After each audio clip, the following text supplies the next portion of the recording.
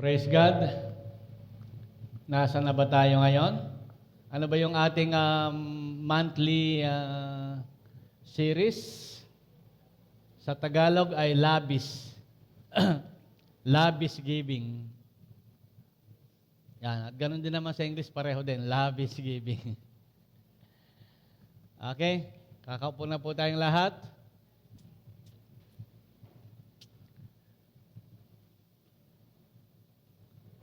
Meron tayong pag-aaralan ngayon, siyempre.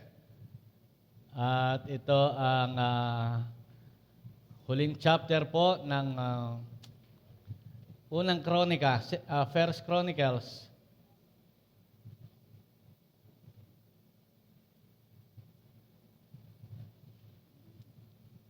Yan. Sa unang kronika po, yung last chapter niya, sa chapter 29. Diyan tayo magbabasa at ang magiging topic natin ngayon ay overflowing. O pwede, with gratitude. Overflowing, nag-uumapaw. Sabi nung iba, rumaragasa. Yan. Overflowing o nag-uumapaw. Basahin natin ang buong talata po sa aklat ng unang kronika, chapter 29, verses 1 hanggang 18. Basahin ko po sa Tagalog. Bago ko basahin, ito po yung may kinalaman sa pagpapatayo ng templo ni Yahweh. Ganito ang sabi ng Bible, pinahayag ni Haring David sa buong kapulungan, ang anak kong si Solomon na pinili ng Diyos upang humalili sa akin ay bata pa at walang sapat na karanasan. Sino po pinili kasi? Si Solomon? Pinili ng Diyos para humalili kay David. Pray muna tayo. Hallelujah, God. Hallelujah. Purihin ang iyong pangalan, Panginoon. Purihin ang iyong pangalan, O Diyos. Hallelujah. Hallelujah, God.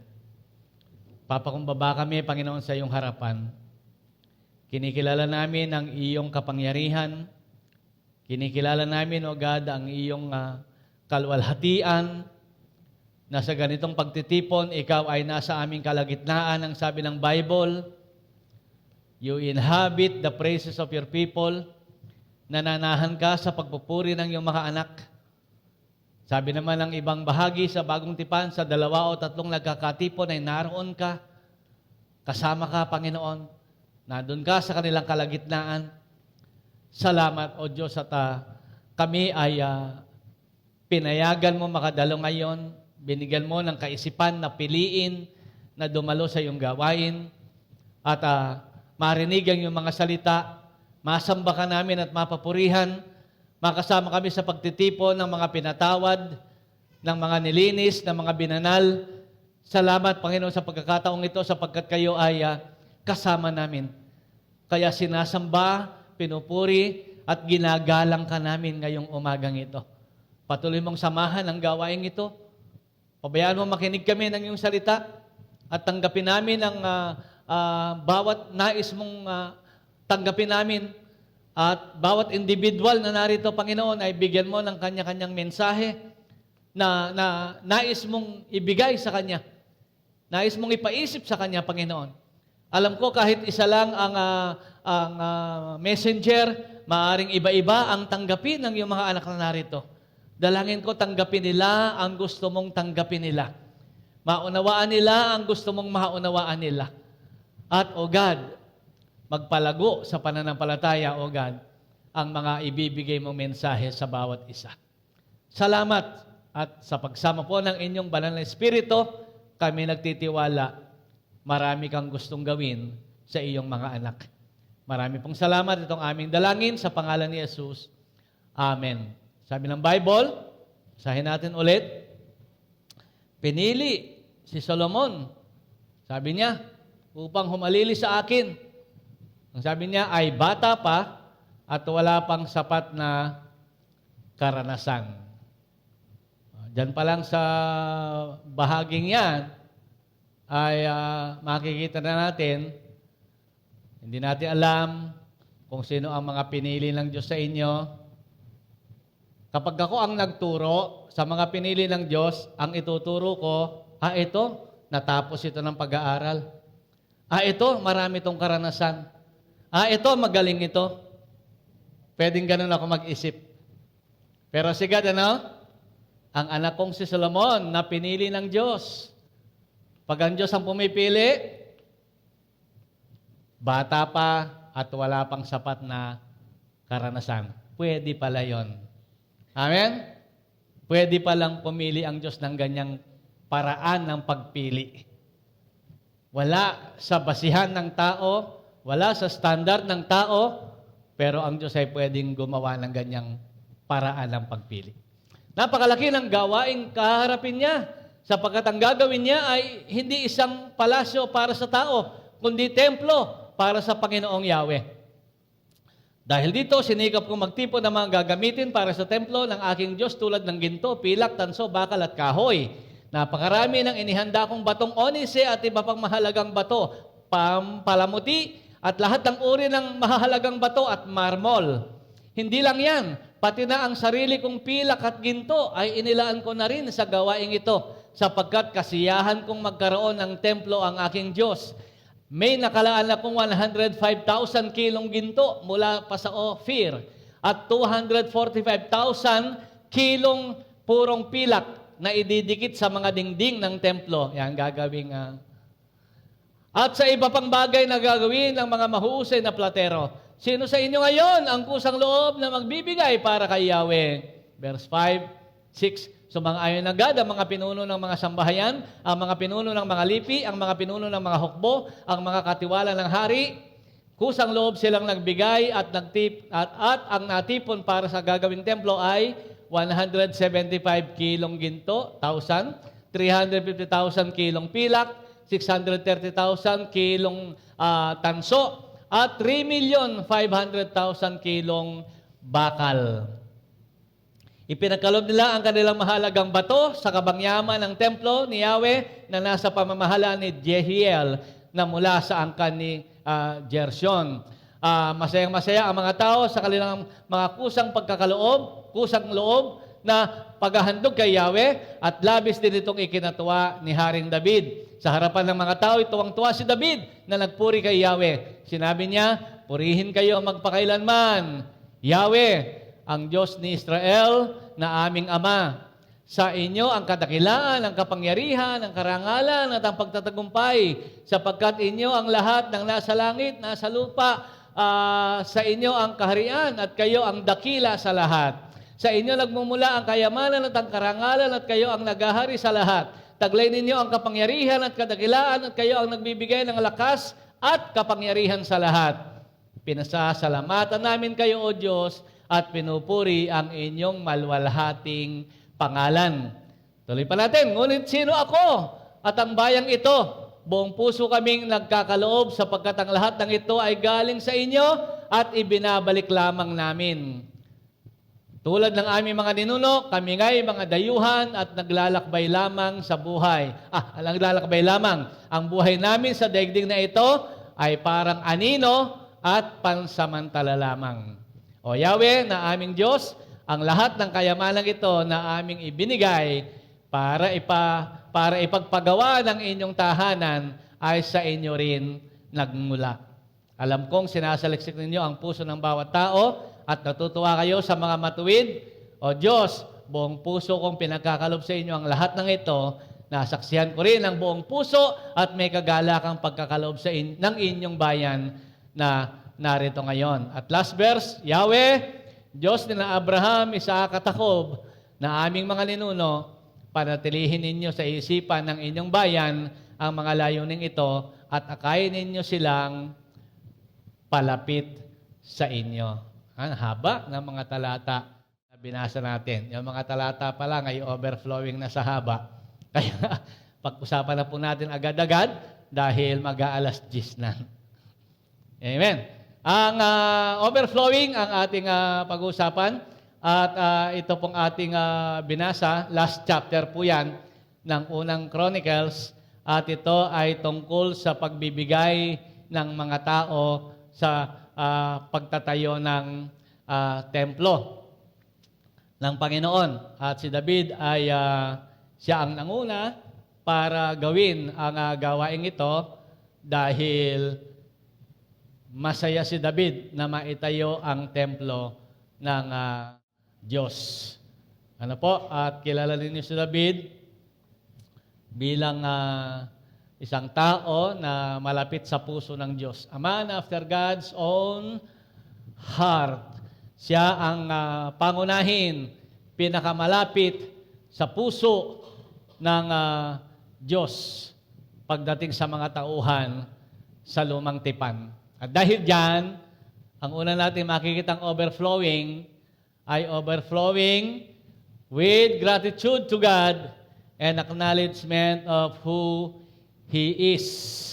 Si David ay nag-overflow sa pagpapasalamat sa Diyos at pagkilala kung sino ang Diyos. Si David ang may pinakamaraming kayang sabihin. Mula sa kanyang puso, siya ang may pinakamaraming kayang sabihin tungkol sa Diyos. Mabubuting bagay tungkol sa Diyos. Mga karakter, mga katangian ng Diyos. Si Moses, alam ninyo, nababasa natin yung mga tagpo sa kanyang buhay. Kapag siya nagpapasalamat sa Diyos, sinasabi niya, O Diyos, ikaw'y mahabagin, ikaw'y ganyan-ganyan. Pero kulang pa rin yun, mas marami pa rin si David pagdating sa pagpupuri at pagpapasalamat sa Diyos. At hindi na kamangha-mangha na isipin na siya ang pinakamaraming awit. Amen? Siya may pinakamaraming awit. Kaya psalmist ang tawag sa kanya. Siya may pinakamaraming awit para sa Diyos. Siya may pinakamaraming kayang sabihin tungkol sa pagpapasalamat at pagpupuri sa Diyos. Siya ang may pinakaraming malalim na pagkakilala pagdating sa pagkakilala sa Diyos. Kaya naman, siya ay tinaguri ang man after God's own heart, ang sabi ng Biblia. Siya pinakamalapit sa puso ng Diyos. Sana all, sabi nga ng iba. Sana ako rin ay maging isa sa pinakamalapit sa puso ng Diyos. Yan ang una nating tingnan. Gaano niya ina-acknowledge ang Diyos, gaano niya kakilala ang Diyos, gaano niya napapapurihan ang Diyos, gaano niya ina-acknowledge ang kalakihan at kapangyarihan ng Diyos. Simulan pa lang natin, sa verse 1 pa lang, ay kitang-kita na. Sa verse 1 pa lang, sa pagtatayo ng templo, ay kitang-kita na. Ano sabi niya? Ipinahayag ni Haring David sa buong kapulungan, ang anak kong si Solomon na pinili ng Diyos upang humalili sa akin ay bata pa at walang sapat na karanasan. Napakalaki ng gawaing haharapin niya. Gaano kalaki? Sapagkat ang gagawin niya ay hindi isang palasyo para sa tao, kundi templo para sa Panginoong Yahweh. Gaano niya ina-acknowledge ang Diyos? Kung templo lang para sa tao yan, ay kung palasyo lang, di ba may palas si David? May palasyo. Kung palasyo lang para sa tao, hindi masyadong malaki yan. Ano sabi niya? Napakalaki ng kanyang gagawin. Kasi hindi palasyo para sa tao ang kanyang gagawin, kundi templo para kay Yahweh. Ibig sabihin, napakalaki ng pagpapahalaga ni David basta patungkol sa Diyos. Ang gagawin templo ng Diyos ang gagawin Kaya, ang sabi sa mga tao, patungkol kay Solomon na napakabata pa, napakalaki ng kanyang magiging trabaho, napakalaki ng kanyang magiging gawain. Kasi siya ang magtatayo ng templo para sa Diyos. Kinumpir sa palasyo ng tao at sa templo ng Diyos, malayo. Amen? Malayo.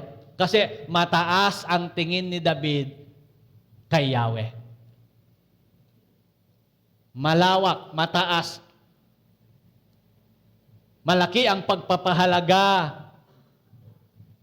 ni David pagdating kay Yahweh at sa mga gagawin para kay Yahweh. Amen. Nakakaisip na ba kayo ng application? Mukhang nakakaisip na kayo. Pagdating sa gawain ni Yahweh, pagdating sa mga bagay para kay Yahweh, mataas ang tingin ni David dyan. Hindi biro-birong gawain yan. Dapat yan ay pahalagahan. Dapat yan ay espesyal. Amen. Ano yung mas mababa sa espesyal? Ordinary. Ordinary, special. Hindi lang basta special. Kumbaga sa halo-halo, may maliit. Anong tawag doon? Petit. Petit. May regular. Tapos merong special. Meron dalawang ice cream yon at marami pang sangkap. So, pagdating sa gawain para sa Panginoon, pagdating sa pagpapagawa ng templo, sabi ni David, mahalaga yan kasi sa Diyos yan. Amen? Kaya yung minsan nagugulat tayo, bakit ang arte-arte ninyo? Bakit kailangan pa medyo mahal na gamit? Bakit kailangan magandang gamit? Bakit kailangan ayusin ang ganyan? Sa Diyos po kasi yan. Amen? Sa Diyos po kasi yan. Pagka sa Diyos, dapat yung pinaka-first class, pinaka-the best. Kung pwede. Kung pwede. Kung kaya, sa biyaya niya. At dahil ganun tayo mag-isip, ang Diyos ang tutulong sa atin para maibigay natin ang pinaka-the best para sa Kanya. Pwede kaya yon? Tama kayang doktrina yon? Tama. Kasi pag iniisip mo yung pinaka-the best para sa Diyos, tutulungan Kanya na mangyari. Kasi ganon ang gusto ng Diyos na mangyari. Pagka siya ang pag-uusapan, dapat pinaka-the best. Ganon kakilala ni David ang Diyos. Ganon ang pagpapahalaga ni David sa Diyos. Kaya nung bigkasin yung mga ginto, ang dami, ang hirap isipin nun. Ito, mga 4 na gramo siguro to. Gram. 4. Yung 1 kilogram, 1,000 gram. Tapos 4 na gramo to. Kumbaga sa 1 kilo, kung haba ang usapan, kung ito 1 kilo, yung singsing ko, ganito lang. 100,000 na kilo ng ginto. Yung 1 kilo lang, okay na, no? Makasalin na kang pajero siguro. Sa 1 kilong ginto lang. Ganun pa man, hindi pa yan ang sinabi. Hindi pa yan. Simula pa lang yan ng pagkapapahalaga ni David. Para mas bilisan natin sa verse 11, verse 10. Sa verse 10. Okay, therefore David blessed the Lord before all the assembly. Nagpuri na siya sa Diyos ngayon. After na maipon yung mga offering nila, nagpuri siya sa Diyos. Blessed are you, Lord of Israel, our Father, forever and ever.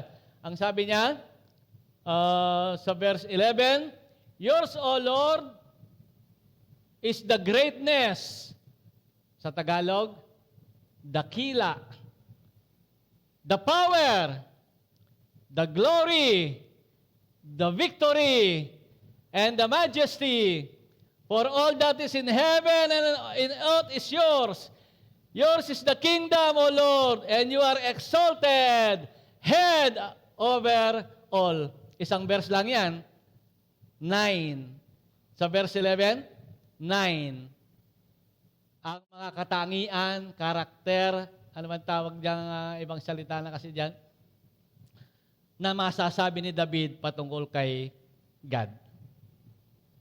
Sa pagpupuri niya sa Diyos, kaya nating i-memorize yun, yung mga binanggit niyang yon. Pakita nga natin ulit yung verse. So, si Lord ay great, si Lord ay powerful, si Lord ay glorious, si Lord ay victorious, si Lord ay majestic, si Lord is the owner of heaven and earth, si Lord ay king, si Lord ay exalted, and si Lord is head over all. At marami pa pong nakalagay sa ibang mga talata, pero pinili ko lang yung verse 11. ganyan ka-overflowing si David kung magbigay ng papuri at pasalamat sa Diyos. Kaya naman, no wonder, sabi nga, siya yung man after God's own heart. Kasi ganon niya kakilala ang Diyos. At si God naman, ganon niya pinili si David. Naalala niyo nung piliin si David? Dami niyang kapatid na malalaki, mga macho, mga matatangkad, malaki katawan. Sabi ni Yahweh, hindi yan, hindi yan, hindi yan, hindi yan. Wala na bang ibang kapatid ito? Wala, nagpapastol lang. Ano lang, pastol lang yan, pastol. Tawagin nyo, sabi ni propeta. At nung dumating, binatilyo nga naman, parang si Jello lang, ganyan. Binatilyo. Siya ang magiging hari. Kasi hindi tumitingin ang Diyos sa panlabas, kundi sa puso. Ano nakita na sa puso ni David? Yung mga salitang yan, na-develop ni David yan. Sa kanyang pagpapastol, pagka siya nagtatagumpay, sinasabi niya, ang Diyos ay victorious. Kasama ko ang Diyos, kaya si God is victorious. Dahil sa Kanya, ako ay nananaig sa mga leon, nananaig sa mga kalaban, pastol pa lang siya nun. Nade-develop na yung kanyang worship, yung kanyang pagkilala sa Diyos, yung kanyang pagsamba. Kaya siya ang pinakamaraming, sa verse sa Bible, from Old Testament, Genesis, hanggang Revelation, siya yung nag-overflow pagdating sa katangian ng Diyos.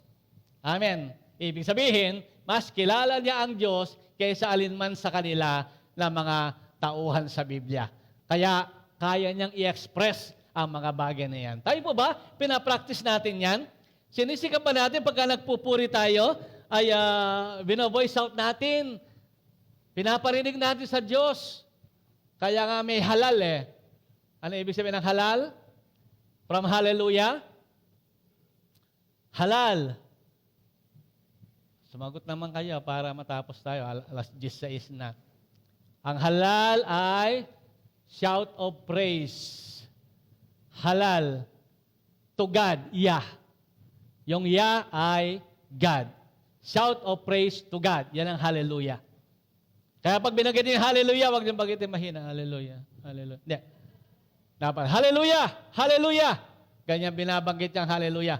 Hallelujah! O pagka tinagalog yan, praise the Lord. Praise the Lord. O hallelujah! Ganyan banggitin niya kasi shout of praise yan. Kaya pagka tayo po ay nagdo-donwats, huwag kayong manahimik.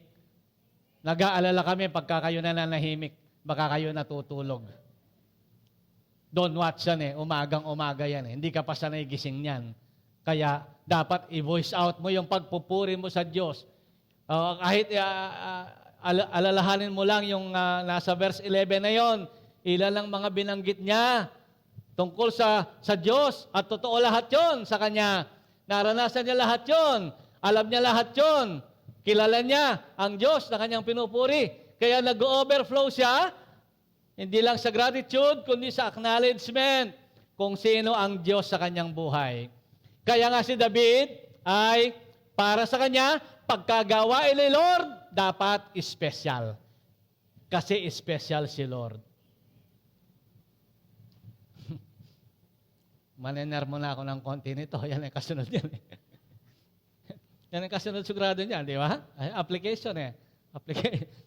Manener mo na ako ng konti. Wag na lang. Baka matisod pa kayo. Kaya pagkagawain ni Lord, dapat dumating ka bago mag-umpisa. Naku, daming tinamaan. Naku, sorry. Sabi ko, pagka ba ikaw ay nakikipag-date at gusto mo mapasagot yung dinedate mo, 30 minutes na siyang naghihintay, wala ka pa. 30 minutes ang naghihintay na yung babae doon sa 7-Eleven. Hagisa na yung kape, naubos na niya yung kape doon, tapos wala ka pa.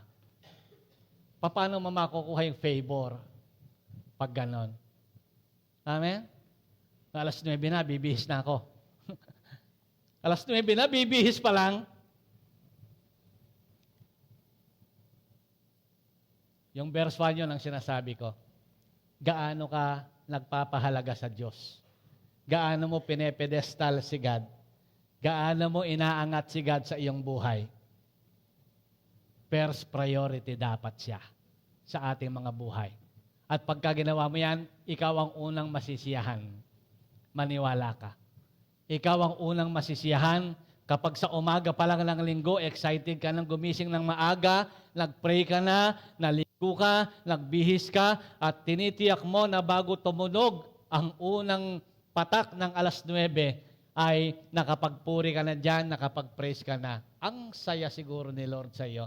Ang daming favor siguro na pwedeng makita ni Lord, maibigay sa iyo ni Lord. Kasi saan tumitingin si Lord? Sa puso. Sa puso tumitingin si Lord. Hindi sa hallelujah mo. Hindi sa praise the Lord mo. Hindi sa pagkanta mo. Hindi dyan tumitingin si Lord, sa puso. At kung sa puso tumitingin si Lord, ginagawa mo ang mga ginagawa mo, the best para sa Kanya. Kasi ayon sa laman ng iyong puso, yun na nai-express ng iyong katawan. Kaya darating ka bago 9:00 dahil may puso ka na nagpapahalaga sa Diyos. Pastor, ang hirap kasi dumating lang bago 9:00. Nung mag-utos si Lord na, love the Lord your God with all your heart, with all your soul, with all your strength, with all your might, with all your mind, nung mag-utos siya, hindi siya nag-utos nang hindi niya ginagawa yung kanyang iniutos. Siya ang unang gumawa ng utos na yan. Na-review nila ba yung Bible ulit? Siya ang unang gumawa ng utos na yan, ng love with all your heart, with all your soul, with all your mind, with all your strength. Siya ang unang gumawa niyan. Kaya nung iutos niya sa atin yan, alam niyang kaya din nating gawin. Kasi siya ang unang gumawa niyan at lampas pa dyan ang ginawa niya. Amen? Baka naman hindi niyo alam. Sasabihin niyo, Lord, ang bigat ng utos mo. Baka sabihin ninyo, hirap naman, hindi namin kaya yan. Alam niyo ba kung gaano kakamahal ni Lord? Amen? Kahit mahalin natin siya ng ayon sa kanyang utos na first commandment, hindi pa rin natin kayang pantayan ang pagmamahal niya sa atin. Amen? Kaya mo bang ipako sa krus? Kaya mo bang mamatay sa krus ng hubot-hubad? Kaya mo bang ganyanin ka, paghahampasin ka, pagpapaluin ka, pahiya ka, lahat ng kahiyan, tanggapin mo dahil sa minamahal mo? Dahil mahal mo ang tao? Dahil mahal mo ang nilalang? Kaya mo ba yon? Ipapako sa krus na hubot-hubad? Hindi, Pastor, may bahag naman siya. O siyempre may bahag. Natural, sa television may bahag. Sa sine may bahag. At saka yung nakapako sa krus sa simbahan, alam namang walang bahag. Nakakahiya naman. Pero yung totoo, pinako siyang walang bahag. Hubot-hubad. Wala lahat yan nung ipako siya. Kaya kung gagayahin yun ng mga, sa pelikula, gagayahin yun sa mga rebulto, o tingnan natin anong mangyayari. Dapat pag ginagaya, gayahin lahat. Kaya nga ayaw ni Lord na gawin. Huwag kayong gagawa ng mga rebulto. Di na naman magagawa ng totoo Napunta tayo doon. Minahal ka niya bago mo siya minahal. Alam natin yon. Ang Diyos ang unang umibig sa atin. At ang pagmamahal niya, hindi natin kayang pantayan. Pero nag-utos pa rin siya na mahalin siya ng buong puso, buong isip, buong lakas. Hindi pa rin natin magagawa yon. Pero pwede naman natin at least. Alam nga namang mahirap gawin yung 9:00. Andito ka. Mahirap pa yan? Gawin mo lang goal. Mahirap na goal ito, Lord, mahirap na goal ito. 9:00, nandun ako sa simbahan. Gawin mo lang mahirap, pero kaya mo. Kaya, hindi. Kaya. Dahil kaya mo, at pag ginawa mo, ikaw ang unang-unang matutuwa. Pagpasok mo dito, kasabay mo si Lord. Hindi ka na late, hindi ka nahihiya kay Lord. Pero pagpasok mo dito, may kilala kasi ako, naku, mahaba tayo. May kilala kasi ako, kapatira matanda, nung hindi pa ako born again. Kaya ang tagal kong ma-born again eh. Hindi pa ako born again. Andun ako sa simbahan. Saan yung simbahan? Sa bahay namin. Kaya nandun ako eh. Andun ako sa simbahan dahil yung bahay namin ng simbahan. Darating yung pinakaunang dumating. Akala ko late na ako. Sabi niya. Sino nakaka-relate? Meron bang nagsasabi niyan? Akala ko late na ako, ba't wala pang tao? Ang aga naman talaga niya. Alas 7, kunwari yung simba, 6:30 nandun na siya. Ewan ko anong klaseng yabang yung ganon. Akala ko late na ako. Wala pa palang tao. Alam naman niyang 6:30 siya dumating, 7 pa lang ang umpisa ng service. Ewan ko kung anong klaseng parinig yon. Tapos sasabihin niya, late na naman. Late na naman sila. Hindi naman sila late dahil wala pa kang 7.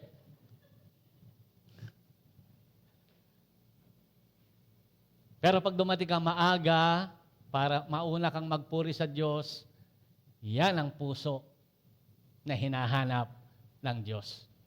Pag ikaw ay pumunta agad dito dahil ikaw ay tutugtog at kakanta ka dito, inagahan mo, yan ang puso.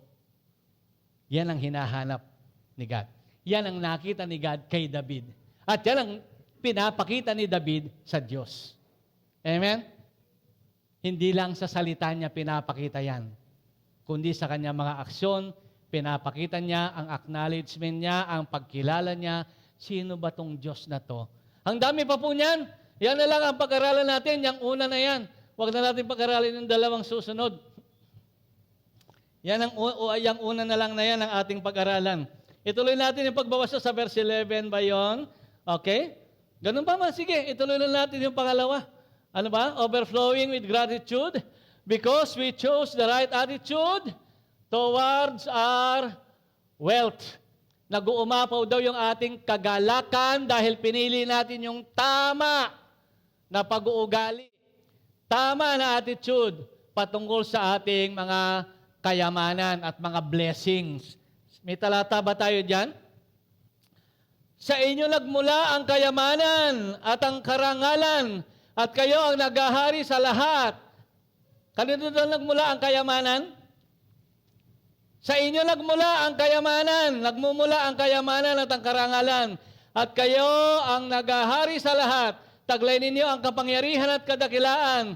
At kayo ang nagbibigay ng lakas at kapangyarihan sa lahat. Subukan nga natin basahin yon, verse 14. Ngunit sino ako at ang bayang ito? Buong puso kami nagkakaloob sapagkat ang lahat ng ito ay... Pakibasa. Lakasan po ninyo, wag kayong ayaw niyong iparinig sa Diyos. Lakasan ninyo. Ang lahat ng ito ay... At... Mukhang ayaw niyong ibalik ha. At ibinabalik lamang namin. Alam niya, paano mag-isip. Si God, kilala na si David. Si David, alam niya kung sino itong Diyos na ito. Again yan, kasama sa unang point yan, pero pinakita ko lang sa inyo kung gaano siya tumingin pagdating sa mga blessing na nasa kanya. Amen? Kaya ang puso ni David ang pinakamalapit sa Diyos. Dahil sa ganyang pagkakilala niya. Sabi niya, buong puso kami nagkakaloob sapagkat ang mga ito'y galing sa inyo at ibinabalik lamang namin. O, tingnan niyo puso niyo ngayon. Again, amen? Tinitingnan pa rin niyo puso ninyo? Tinitingnan pa natin ang mga puso natin pagdating sa paglilingkod sa Diyos, yung oras na binibigay mo sa Panginoon, sa prayer meeting, sa donwat, sa service. Yung iba nagsiservice dito, nagsiservice pa sa ibang mga gawain natin. Tingnan ninyo puso ninyo sa ganyang paglilingkod. At matiyak natin sa ating sarili na hindi natin niloloko ang ating sarili. Kasi pwedeng niloloko lang natin ang ating sarili. Wala naman talaga tayong puso doon sa ganyang ginagawa natin. Ginagawa natin na napipilitan lang, tapos nagre-reklamo pa pagkatapos, baguhin po yung ganong attitude.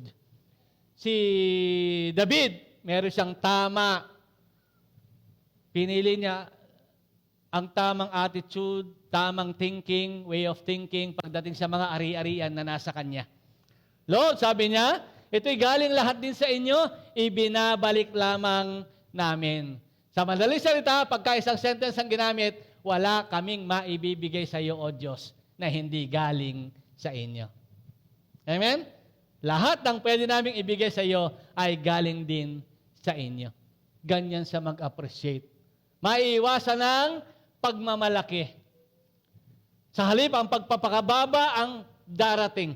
Kahit gaano pa kalaki binigay, gaano pa kalaki tinulong niya, sinasabi niya sa kanyang sarili, sinasabi niya sa Diyos, Lord, ito'y galing din sa inyo. Kung gagamitin ko man ang oras ko sa paglilingkod, lakas din na galing sa inyo ito. Buhay din na galing din sa inyo ito. Yung oras na to, galing din sa inyo to. Ang pwede ko lang ipagmalaking oras sa ito, itong oras na ito lang. Yung susunod na minute ay hindi ko na pwedeng ipagmalaki. Ito lang at saka makasali yung nakaraan na dahil nangyari na. Maaring pwede ako, may labas na, ay salamat po o Diyos, nakalampas. Pero itong mamaya, hanggang mamaya, Lord, sa biyaya mo ng lahat ito lahat. Biyaya mo na lang ang mamaya, ang mamayang gabi, ang bukas na magtatrabaho ako, ang lilipas na maghapon ng Lunes, biyaya mo na pong lahat yan. Sa iyo rin po manggagaling yung lakas na yan. Sa iyo rin manggagaling ang blessing na yan.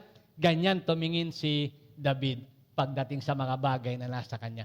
From pastol, naging hari, napakayaman, sumagana ng husto, naging makapangyarihan. Pero sabi niya, tama, marunong siyang tumingin. Ano man ang nasa kanya, sabi niya, Lord, galing din naman ito sa inyo at binabalik lang namin sa iyo. Amen. Yan ang napakagandang ugali ng Kristiyano. Amen? Magandang ugali yan ng Kristiyano. Magandang attitude yan ng Kristiyano. Kaya walang magmamalaking Kristiyano. Walang magyayabang na Kristiyano. Kaya pagka tayo nagsimulang mag-raise ng fund sa mga pagtatayo natin ng mga building, walang magmamalaking Kristiyano. Hindi, pinagpaguran ko to. Saan galing yung lakas mo para magpagod? Sabi ni David, di ba? Sinabi niya, kinilala niya na galing sa Diyos. Hindi, naging matagumpay ako. Saan galing ang tagumpay mo? Sabi ni David, si God lang ang tunay na victorious at dahil diyan, ikaw ay binibigyan din niya ng tagumpay. At lahat ng sabihin mo, babalik lagi sa Diyos yan dahil sa Diyos lahat nang gagaling. Kaya pagka nagsimula tayong mag-project dito ng building, mag-project tayo ng mga nagtatayo tayo sa Dungan, patapos na yan. Sa ibang mga lugar, sa Jepmin ay magtatayo tayo ng mga building, lagi nating isipin, ibinabalik lang natin sa Diyos ang mga bagay na yan. Ganyan si David. Sana all ay maging David ang puso. Pinakamalapit sa puso ni God.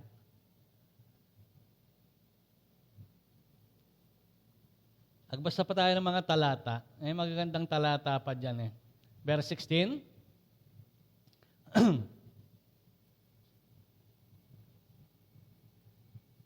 Hindi, 16 pa doon sa number 2 na take note, di ba? Yan.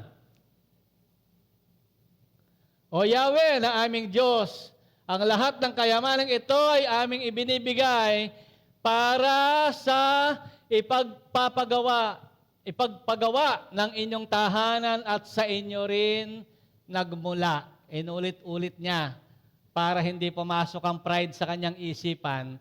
Inulit niya yung verse 14 na yung mga bagay na yon ay sa Diyos din nagmula. Kaya ba natin sabihin yun sa Diyos? Pag nagtatights tayo, Lord, no, swelo na yung simbahan na yun mag-tights ko. Saya naman ang simbahan ito, nagtatights ako. Lord, swelo na yung simbahan yun Naniswelo kayong Tagalog, hindi ko kasi matagalog yung kaswelo. Ha? Sige, sino may Tagalog ng kaswelo? Ha? Hindi, swerte rin yung Tagalog ng Kapampangan ng swerte. Maswelo. Di ba? O, ganun na lang. Basta po, sa mga nasa online, maswelo. Swerte daw, maswelo, mapalad, masaya. Saya naman ang simbahang ito, nagtatights ako. Saya naman, hindi. Walang pride yan kahit konti. Lahat ng yan ay galing lahat sa Diyos. Amen. At dinala dito ni Lord, dinala tayo dito ni Lord, dinala tayo sa mga simbahan na yan para maging bahagi ng anumang gagawin ng simbahang yan. At ipag-pray po ninyo na gamitin kayo ni Lord.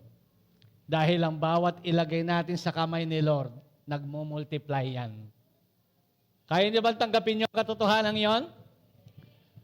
Bawat ibinibigay natin, pinagkakatiwala natin sa kamay ni Lord, ay nagiging powerful yan. Bawat idikit natin kay Lord, nagiging powerful yan. Unahin na natin, idikit mo sarili mo kay Lord. Amen. Nung ang bata magbigay ng 5 tinapay, nagmultiply ba? Nagmultiply. Yung talento mo, pagka pinagamit mo kay Lord, ganun ka ba kahusay dati tumugtog? Di naman na. Sinto-sintonado rin. Pero pag binigay mo yan kay Lord, pinagamit mo, wala naman akong anak na may boses dati Lahat naman kami sintonado lahat. Pero pag pinagamit mo kay Lord, magiging maganda po yan. At ang isang hindi malilimutan ni David, yung pangatlo. Ang isang hindi malilimutan ni David, yung pangatlo na ating titingnan.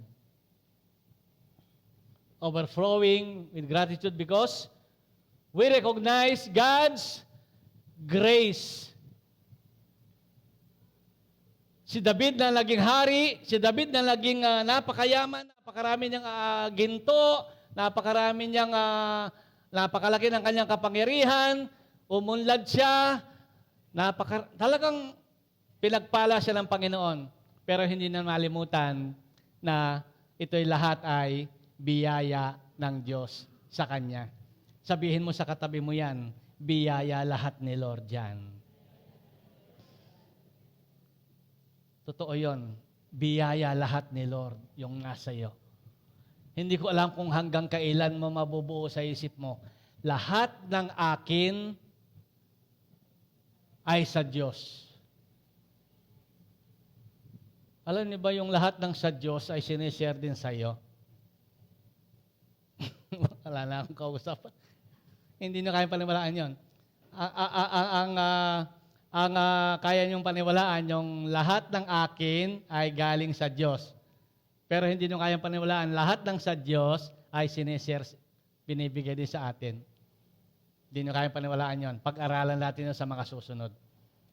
Lahat ng sa Kanya, gusto niyang ishare sa iyo. At marami na ngang nasa Kanya na sinyer na niya sa iyo. O, magsabi nga kayo, yung nag-amen. Anong nasa Kanya na sinyer na niya sa iyo? Si Jesus, sa Kanya yan? Sinyer na sa iyo? Tama. Napakahalaga niyan. Ano bang mahalagang bagay na nasa Kanya na sinyer na niya sa iyo? Yung mahalaga.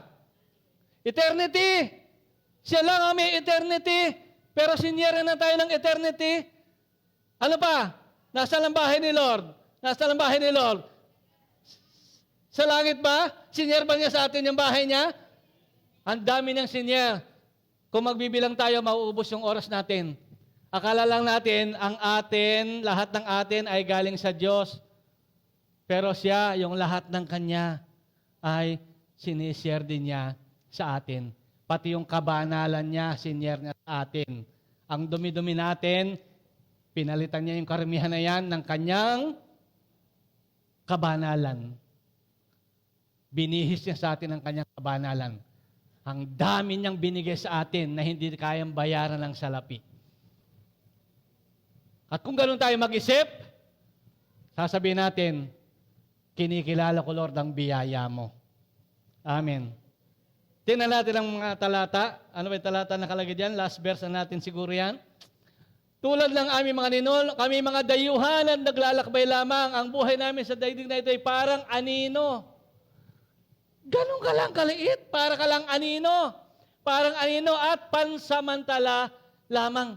Ganyan niya in-acknowledge yung biyaya ni Lord sa Kanya. Ano yon? Ito lang kami, kung tutuusin. Ito lang kami, parang anino lang kami. Parang dayuhan lang kami naglalakbay. Kami pansamantala lang. Maliit lang ang buhay, konti lang ang buhay. Ganyan lang kami. Pero sa biyaya ni Lord, amen. Ano ba yung mga nilagay ko dyan? Merong grace of salvation. Merong grace of privilege, provision, and protection. Nasa ating lahat yan. Galing kay Lord yan. We are all undeserving, but God's grace abounds towards us. Ang biyaya ng Diyos ay talagang nag-uumapaw sa atin. Hindi tayo karapat-dapat sa lahat ng ito. Sa kanya mga privileges na binigay. Ano mga privileges niya? Oh, ikaw ay ginawa niyang anak. At hindi lang anak, kundi paboritong anak. Kasi lahat ng anak ni Lord ay paborito niya. Wala siyang hindi paboritong anak. Kung hindi, magkakaroon siya ng, ano tawag doon? Favoritism. Kaya pare-pareho kanyang paborito para walang lamangan. Amen. Pati nga yung mga hindi mananampalataya, mahal niya eh. Kayo pa kaya na lumapit sa kanya. Ano pa? Wala na tayong oras.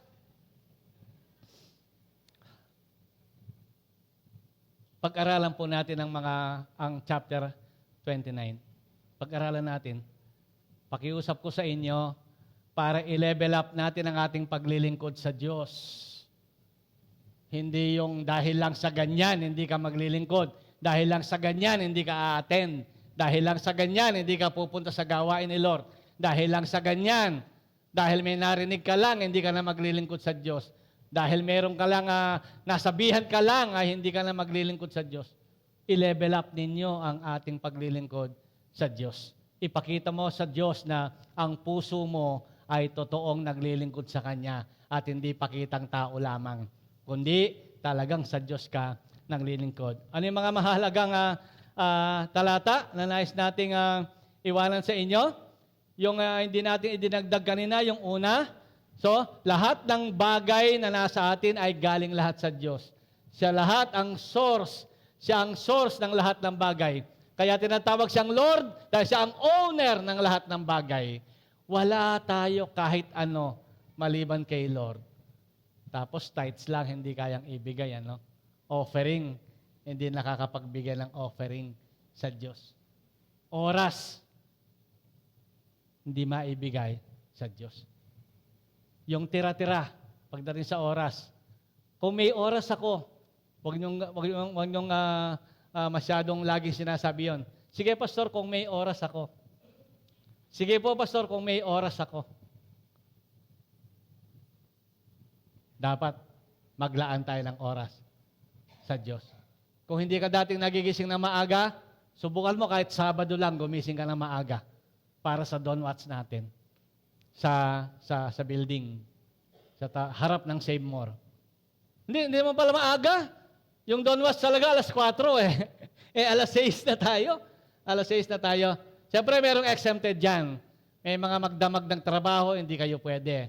Ako na nag-uutos sa inyo, huwag kayong pupunta kung magdamag kayong nagtrabaho. Pero kung natulog kayo magdamag, kasalanan. Praise God. Ang Diyos po ay alam niya ang laman ng iyong puso. Itong lesson na ito na tinuro ko sa inyo ngayon, kayo ni God ang mag-uusap. Kayo ni God. Ako, ang kaya ko pa rin tingnan hanggang ngayon, konti siguro. At least meron akong konting alam ng laman ng inyong mga puso. Pero ang Diyos talaga ang nakakaalam ng laman ng inyong mga puso. Kayo ang tumingin dyan, kayo ang mag-aral dyan, magmuni-muni dyan. Compare nyo ang sarili nyo kay David. At least, hindi ko sinasabing gayahin nyo mismo si David. Ilang percent ng pagiging malapit sa Diyos ni David ang pwede ninyong sabihin na nasa inyo. Amen? Alamin po ninyo yun. Para hindi tayo mahirapan sa paglilingkod. Para hindi tayo hinihila na parang naghihila ng buntot ng baboy. Sino na humila ng buntot ng baboy? O kaya yung mas malalim pa, yung barag. Sino na humila ng barag, yung buntot ng barag? Alam mo yung barag sa Tagalog? Tulong. Yung barag. Bayawak. Bayawak nga ba? Yun. Parang humihila ng buntot ng bayawak. Alam niyo ba, yung paghila ng buntot ng bayawak, kahit sumama yung hawak niya, isasama niya. Kahit bato pa yan, yung hawak niya, isasama niya. Kahit matanggal pa yung mga kuko niya, isasama niya. Hindi siya magpapahila sa iyo sa buntot. Pero ang Kristiyano hindi ganyan. Kusang sumusunod. Kusang naglilingkod. Kusang nagpapagamit. Ano dahilan? Kasi kilala ninyo ang inyong Panginoon na pinaglilingkuran.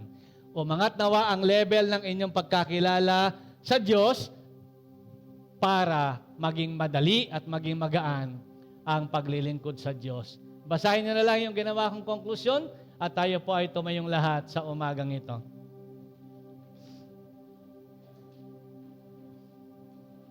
Lagay niyo nga, ano ba yung conclusion na yan? In happy moment, praise God. In difficult moment,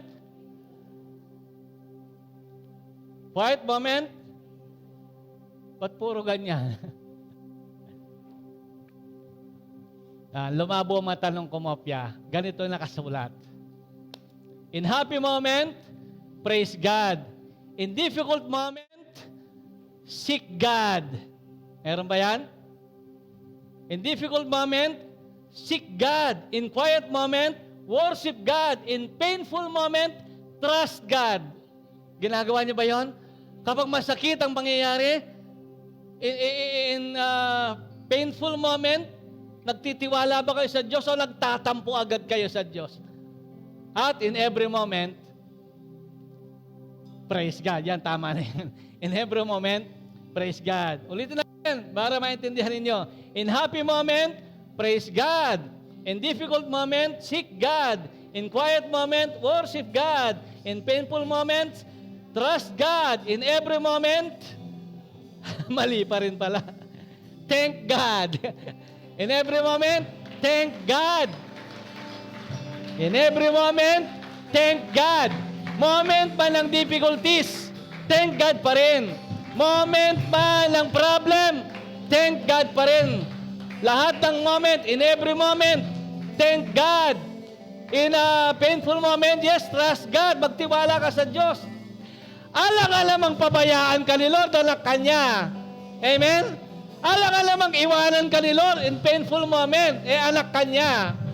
Alang-alamang itakwil ka ni Lord pagka may problema ka. Alang-alamang pag hindi mo kaya, ay pabayaan ka na lang Lord, tawa-tawanan ka. Never! Never! Kilalali niyo si God kagaya ng pagkilala ni David. Please, para maging magaan ang buhay, hindi man tayo maging mayaman, pero magiging magaan ang buhay. Mapagpuri. Lagi kang nagpupuri pag kilala mo si Lord.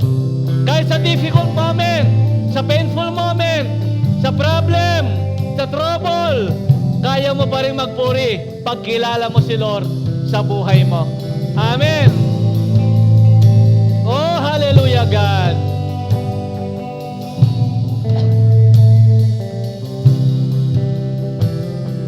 Panginoon, purihin ang iyong pangalan. Purihin ang iyong pangalan. Lord, isa lang ang dahilan, Panginoon, kaya kami nabubuhay para luwalhatiin ang iyong banal na pangalan. At yon ay master ni David. Buhay ni David ang magpuri sa iyo. Laman ng kanyang puso ang parangalan ka at dakilain ka. Sa verse 1 pa lang, pinakita na ni David, hindi palasyo ng tao ang itatayo. Hindi lang. Kundi ito'y templo ng Panginoong Yahweh. Ibig sabihin, napakataas ng pagpapahalaga ni David sa iyo, Panginoon. Tulungan mo kami sa lahat ng aming ginagawa. Pagdalo ng simbahan, pagtulong sa gawain, pagsuporta finances, Panginoon, pagpapagamit dito sa ganitong ginagawa nila dito, at sa lahat ng bahagi ng paglilingkod namin, God, ang isipin lagi namin, kulang palagi ito, kulang pa ito, kulang pa ito, kailangan dagdagan ko pa sa biyaya ni Lord, sa tulong ni Lord, sa grasya ni Lord, ay dadagdagan ko pa. Magiging masaya ako maglilingkod, hindi lang ako basta maglilingkod. Magiging joyful ako sa pagpupuri, hindi lang basta magpupuri. Hallelujah, hallelujah. Yung pinaka-the best ay ginagawa ng mga anak ng Diyos. para sa Diyos na kanilang pinaglilingkuran. Dahil si God ay the best. Dahil ang Diyos ay the best. Dahil ang Diyos ay karapat-dapat na tanggapin ang lahat ng karangalan at kapurihan. Lahat ng paglilingkod mo, tanggapin lahat ni Lord. Ang lahat ng pagbibigay mo ay para kay Lord lahat. Ang lahat ng action, whatever you do, drinking, eating, sabi niya, ano man ang inyong ginagawa, gawin niyo lahat para kay Lord. Dahil siya ang lahat-lahat. Hallelujah. Purihin nga muna natin si Lord ng ilang seconds. Purihin natin si Lord. Bago tayo umuwi, purihin natin si Lord. Like David. Kagaya ni David.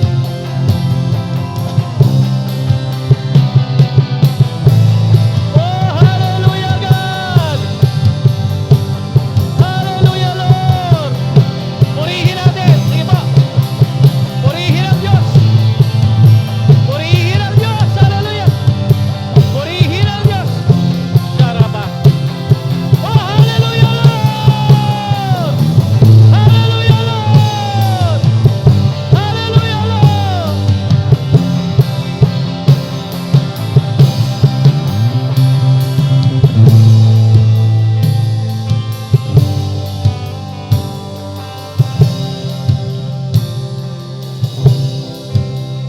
Ikaw ay dakila, ikaw ay makapangyarihan, ikaw ay mapagtagumpay, ikaw ay makapangyarihan sa lahat. Ikaw ang Panginoon ng langit at lupa, ikaw ang may-ari ng langit at lupa, ikaw ang hari ng buong sanglibutan, ikaw Panginoon, ang aming leader, ang aming Lord, ang aming owner, O God. Ikaw, dakilang Diyos, ang dapat papurihan, parangalan at dakilain. I-bless mo ang mga anak mong nakadalo ngayon, Panginoon. Hallelujah. God bless your people, O God. Hallelujah. God bless your people, O God. Yung mga may karamdaman, pagalingin po ninyo, O God. Pagalingin nyo ang mga may problema physical. Lord, tanggapin nila biyaya mo. Magkaroon nawa sila ng pananampalataya to heal. To be healed, O God. Magkaroon sila ng pananampalataya na kaya mo silang pagalingin, Panginoon, sa anumang karamdaman nila. O, salamat sa iyo, Panginoon. Salamat sa iyo. Purihin ang iyong pangalan. Hallelujah. Sige po, itos na natin ating kamay. Tanggapin ninyo ang pagpapala ng Panginoong Jesus. Ang pagpapala niyang material. Ang pagpapala ng spiritual. Tanggapin ninyo ang pagmamahal ng Diyos. At tanggapin ninyo ang kapangyarihan ng banal na Espiritu hanggang doon sa buhay na walang hanggan. Lahat ay magsabi ng